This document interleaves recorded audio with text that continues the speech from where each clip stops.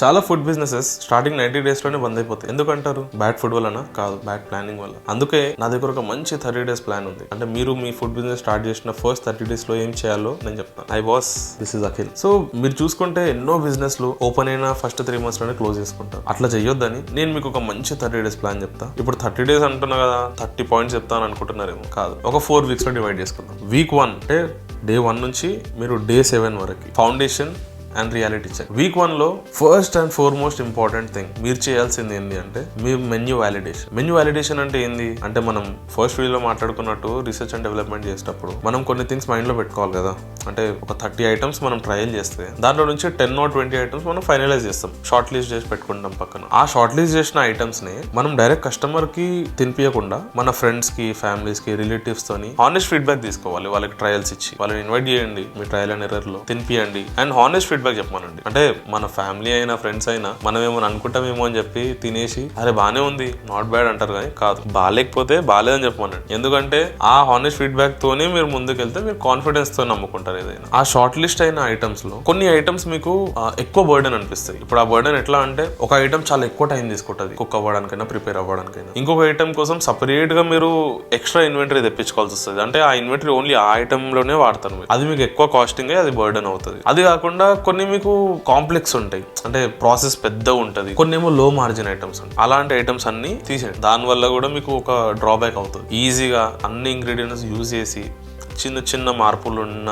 ఐటమ్సే మీరు పెట్టుకుంటే మంచిది. Second point, costing and profit planning. So ఈ షార్ట్ లిస్ట్ చేసిన ఐటమ్స్ ఏవైతున్నాయో మీరు ఆ మేకింగ్ ప్రాసెస్ లో ఏ ఇంగ్రీడియంట్ ఎంత వేస్తున్నారు అనేది రాసుకోండి. సో దాట్ మీకు 1 kg ఆనియన్ కు తీసుకున్నారు అనుకోండి, ఒక ఐటమ్ లో 100 grams వేస్తున్నారు అనుకోండి, 1 kg ప్రైస్ డివైడెడ్ బై మీరు 10 కొడితే మీకు 100 grams ప్రైస్ వస్తుంది. సో అట్లా మీకు ఎవ్రీ ఐటమ్ ది కాస్టింగ్ చేసుకొని పెట్టుకోవాలి. అండ్ మీరు పెడుతున్న ఎంఆర్పీలో ఎప్పుడైనా ఫుడ్ కాస్ట్ మీకు 28 to 32% కంటే దాటొద్దు. 28 కంటే తక్కువ ఉంటే ఇంకా మంచిది, కానీ 32% కంటే ఎక్కువ వెళ్తే మాత్రం it will kill your business. Maybe not now but later. So అది చూసుకోండి. కాస్టింగ్ లో ఎవ్రీ వీడియోలో చెప్తాను, ఇప్పుడు కూడా చెప్తున్నాను. ఒక ఎంఆర్పీ డిసైడ్ అవ్వాలంటే మీరు ఏమేమి ఇంక్లూడ్ చేసుకోవాలి? Food cost, packaging, labour, overheads, profit. అవును, ప్రాఫిట్ కూడా మీరు ఎంఆర్పీలో ప్లాన్ చేసుకొని మీకు ఎంత ప్రాఫిట్ కావాలనుకుంటున్నారో ఆన్ ఈచ్ ఐటమ్ అది డిసైడ్ అయ్యి ప్రాఫిట్ కూడా దానిలో ఇంక్లూడ్ చేసుకొని మీరు ఎంఆర్పీ పెట్టుకోండి. Point number 3, supplier setup. Yes, మీరు రీసెర్చ్ అండ్ డెవలప్మెంట్ లోనే ఎప్పుడైతే మీరు ఇన్వెంటరీ తెచ్చుకుంటారో, మనకి ఐటమ్ చేయడానికి ఏదైతే సామాన్ తెచ్చుకుంటామో ఏ వెండర్ నుంచి తెచ్చుకుంటున్నారు, మార్కెట్ అంతా ఫస్ట్ తెలుసుకున్నారా,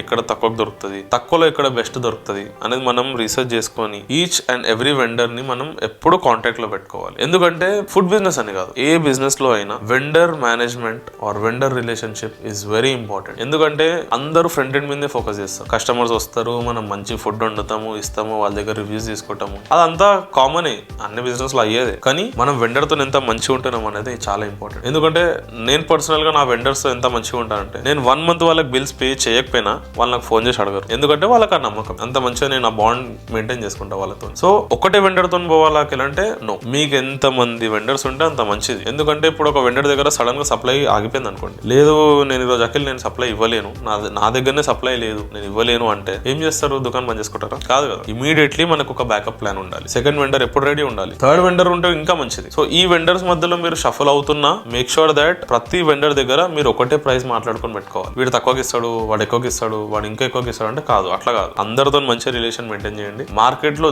ది బెస్ట్ ప్రైస్ మీకే ఇచ్చేలాగా మీరు చూసుకోవాలి. ఏ మనిషి అయినా మాటలతో కరుగుతారు. సో ఆ టాలెంట్ కూడా మనకు ఉండాలి business. Point number 4, kitchen work flow setup. Trial and error లోనే మీకు అర్థమైంది అంటే మీరు రా మెటీరియల్ ప్రిపేర్ చేయడానికి మీకు ఎంత టైం పడుతుంది, ఏమైనా గ్రేవీస్ అయినా లేకపోతే కుకింగ్ కి ముందు మనం సామాన్ ఏదైతే రెడీ చేసుకుంటామో ఆ ప్రిపరేషన్ టైం ఎంత పడుతుంది, ఆ సెటప్ ఎట్లుంది. అంటే ఇప్పుడు కొన్ని ఉంటాయి, ఫస్ట్ దాన్ని మనం కొంచెం సేపు సోక్ చేయాలి, తర్వాత డ్రై చేయాలి, దెన్ ఫ్రైయింగ్ కి వెళ్ళాలి, దెన్ ఆర్డర్ వచ్చినప్పుడు కుకింగ్ వెళ్తుంది, దెన్ ప్యాకేజింగ్ అవుతుంది, దెన్ కస్టమర్ దగ్గరికి వెళ్తుంది. సో ఈ ఫ్లో ఏదైతే ఉందో ఈ ఫ్లోని ఎంత ప్రాపర్ గా ప్లాన్ చేసుకోవాలంటే స్టెప్ బై స్టెప్ ప్రాసెస్ రాసుకోవాలి. ఎందుకంటే మనకి ఆ step by step process understanding ఉంటేనే మనం మన స్టాఫ్ కి ట్రైన్ చేసుకోగలుగుతాం. మనకే తెలియనప్పుడు మనం వాళ్ళకి ఏం చెప్తాం? సో ఈ వర్క్ ఫ్లో ఏదైతే ఉందో అది compulsory neat and well maintained గా మీరు మంచి ఒక దగ్గర రాసుకొని పెట్టుకోండి. అండ్ అది ఒక రూల్ లా పెట్టేసేయండి. దాంట్లో మాత్రం నో నెగోషియేషన్స్.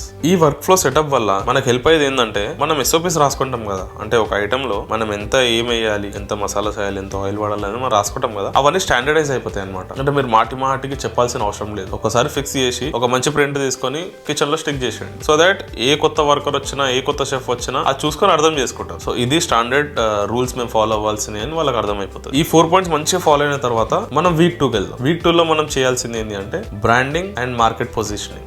ఇది కూడా సింపుల్ గా 4 పాయింట్స్ లో చెప్పేస్తాం. వీక్ 2 లో గుర్తుపెట్టుకోవాల్సిన ఫస్ట్ పాయింట్ ఇస్ బ్రాండింగ్. మనం ఎంత మంచి ఫుడ్ వండేసినా, ఎంత టేస్టీ ఫుడ్ ఇచ్చినా, ఒకవేళ రైట్ బ్రాండింగ్ లేదనుకోండి జనాల వరకు వెళ్ళదు. ఎందుకంటే ఇప్పుడు నేను షవర్మా అమ్ముతున్నాను అనుకోండి, నా లోగో, నా థీమ్ అంతా నేను పింక్ కలర్ పెట్టినాను లేదా బ్లూ కలర్ పెట్టినాను అనుకోండి, జనాలు చూసి దాన్ని ఏమనుకుంటారు? ఇప్పుడు నేనైతే ఒక బ్లూ థీమ్, పింక్ థీమ్ చూస్తే ఏ ఐస్ క్రీమ్ షాపో, ఏ మిల్క్ షేక్ షాపో, లేదా ఏదైనా స్వీట్ షాపో అనుకుంటా. కానీ నేను షవర్మా అమ్ముతానని వాడు నా దగ్గరకు వచ్చి లోపలికి వచ్చి చూసేదాకా తెలియదు. సో ఈ కలర్ ప్యాటర్న్స్ గానీ, మనం చూస్ చేసుకునే లోగోస్ గానీ, పిక్చరైజేషన్ గానీ, కలర్ ప్యాలెట్స్ గానీ, థీమ్ గానీ, ఇవన్నీ మైండ్ లో పెట్టుకోవాలి. మనం చూస్ చేసుకుంటున్న క్యూజిన్ కి తగ్గట్టే మనం బ్రాండింగ్ చేసుకోవాలి. ఇదే బ్రాండింగ్ మనం ఎప్పుడైతే సోషల్ మీడియాలో యూజ్ చేస్తామో it will help us to reach the customers very fast. మన లోగో చాలా బాగుంది అనుకోండి, చాలా అట్రాక్టివ్ ఉంది చూడడానికి, కలర్ ప్యాటర్న్స్ గానీ, డిజైన్స్ గానీ చాలా మంది ఇష్టపడతారు. చూడంగానే they should get a feel that hour brand is a very good reputed brand. ఆ ఫీల్ తెచ్చేలా మనం మన బ్రాండింగ్ డిజైన్ చేసుకోవాలి. Point number 2, market position. మీరు రీసెంట్ గా ఒక